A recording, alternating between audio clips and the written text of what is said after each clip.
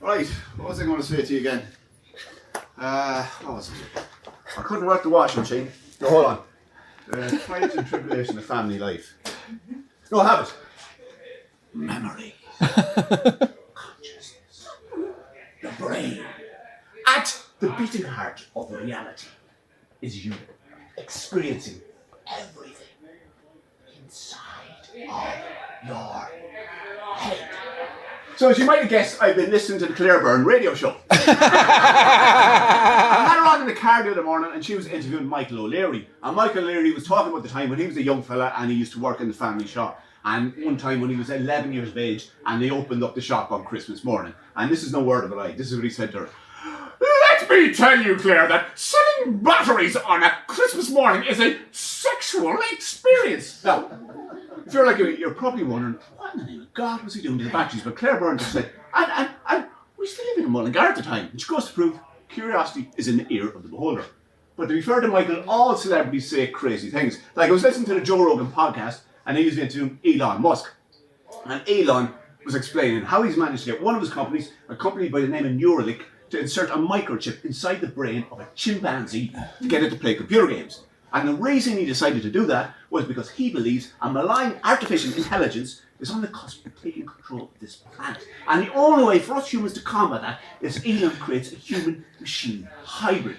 Now, to be fair, you might be having a bit of difficulty visualising that. And that's because they were both out of their fucking minds on hallucinogenic mushrooms. Which reminds me, has anyone done the Longford Marathon? I know you like running. Anyway, look, if you are going to do a marathon, I'd recommend it. It's close and it's cheap. And the time I did, the organiser must be well connected because he got the same Michael O'Leary to start the race. And so if you've never done a marathon, has anyone done a marathon? No, no enthusiasm. Well, I'd recommend it. And if you ever do it, it's kind of the moments before the start, they're very nervous because you've been training for months. And what you want to hear at that moment of time is a siren or a gunshot or even a whistle. What we got to hear that morning was Michael O'Leary talking complete bollocks. I remember my first taste of business came from the family shop, and in those days we'd stay up until 10:30, sometimes even 11 o'clock at night. And it was on one of those nights that I first met Richard O'Gara, who at the time was the CEO of the European branch of Flightline Aircraft Leasing. Meanwhile, there's 400 people in the pen going, what the fuck is going on? Now, I don't really know what the organiser had in mind, but as far as I'm concerned, the only way that could have really worked is you've got a rival dickhead, put him on the far side of the road, and they kind of like a roast battle, you know, except with boasts. So, if everybody know what a comedy roast battle is? Yeah. Just for the benefit of anyone that doesn't know, a comedy roast battle, it's a format of comedy. We get two comedians pitted against each other, they trade snarky remarks, and there's an MC in the middle who's kind of like the referee. So, say for example, me and Jay over there, I might say something like, Jay started he never likes to curse. Jay will never say a curse. If he has to say motherfucker, he'll say motherfudger. And he goes around saying the word fudge instead of fuck. And by the look of him, I'd say he prefers to eat fudge than fucking. That's not a really nice joke because it's saying he's fat, so he'd have to respond to that. So he made something. Now, Jay, I'm sorry, I can't really do a New York accent, so my apologies for this. I'm not a great accent, but I'm going to give it a go. Jay would say something like, motherfucker! Not that fucker! Oh, it's on! Oh, I'm going to take you downtown! Motherfucker, I'm going to take you to the motherfucker place where the motherfuckers go! Because that's how we do it in New York. We're all going to be fucking each other's mothers tonight! You see this cat? See that cat, Brian? He was slagging me there, but he's the kind of guy that likes to think he's famous. But the truth is, that motherfucker wouldn't even get asked to switch on the Christmas lights in his own house. Anyway, tonight we're going to knock it up a gear. So we're not doing a comedy boast battle. We're going to do a comedy roast battle. We're doing a comedy boast battle. And we have two of the best bullshitters in the planet here tonight. Okay, so we'll hype it up a small bit. So, ladies and gentlemen, all the way from South Africa, Mr. Elon Musk.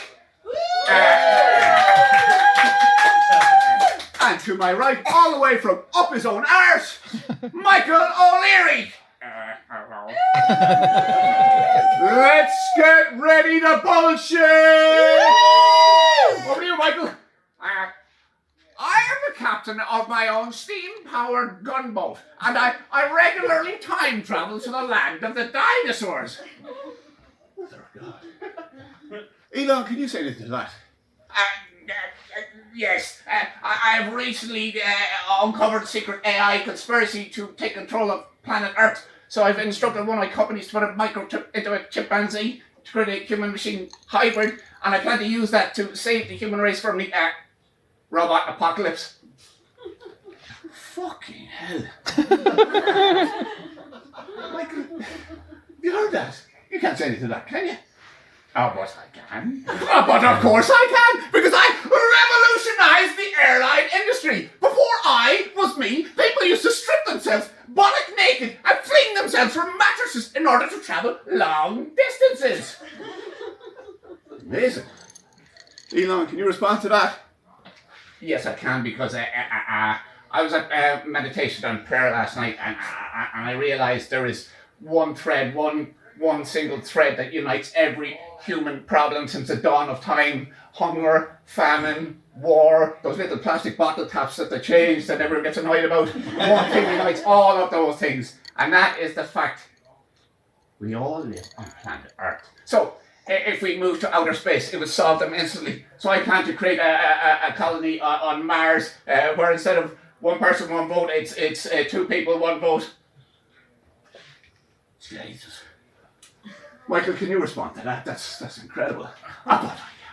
But I can. Because in a 1976 club match between Clumbos Wood and Spontaneous Warblers, I scored 3 touchdowns and an overhand conversion.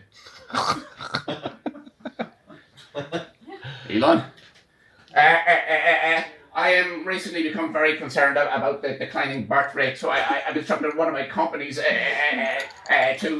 create a database large enough for me to upload my entire brain inside of, and from there I'll be able to replicate myself infinitely and create a bright new future for humanity. Jesus Christ. Michael, he's going to become a machine. Sure, there's nothing you can say to that. But there is. Because I was standing at the bus stop in Killigan one night, and it was an extremely windy night, and my head blew clean off my shoulders and rolled all the way as far as the R3781 turnoff for Monastring. And it took me 3 weeks to rotate my severed head all the way back to my lifeless torso. And the only way I had it moving was by wiggling my ear and rotating my jawbone. Jesus, Michael, that's incredible. I'm not finished. I went into A&E yesterday morning and had all the copper pipes in my cerebellum replaced with tantalum tungsten alloy tubing. Jesus Christ. Elon, he's replacing parts of his body with machine parts. Surely there's nothing you can say to that. There is, because I recently had my penis and balls removed and replaced with 2 tear gas ducts and an internet dongle. Michael, he has your beat. He's chopped off his flute. You can't top that. But I can, because I have been having sex with AAA batteries since I was 11 years of age. I think we all learned something useful there tonight. Ladies and gentlemen, thank you very much, Mr. Elon Musk!